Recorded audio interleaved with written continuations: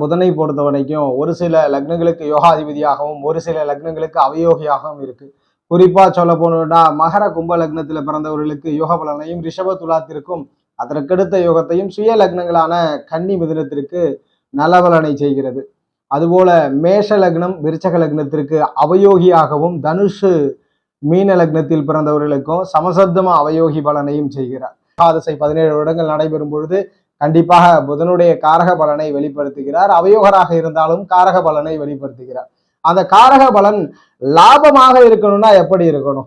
யோகர்னு சொன்னோம். மகர லக்னத்திற்கு புதன் மகாதிசை நடந்தாலே யோகமானா கண்டிப்பாக மகர லக்னத்திற்கும் சில அவயோக பலன்களை கொடுப்பார், கிரக இணைவை பொறுத்து. அதுபோல மேஷ லக்னத்திற்கு முழுக்க அவயோக பலனை தான் கொடுப்பாருன்னா கண்டிப்பாக புதன் யாரோடு இணைகிறாரோ அதை பொறுத்து ராஜயோக பலன்களையும் புதன் பகவான் செய்வார். அப்போ 12 லக்னத்திற்கும் யோகங்களை செய்ய கடமைப்பட்டவர், 12 லக்னங்களையும் அவயோகங்களை செய்ய கடமைப்பட்டவர்.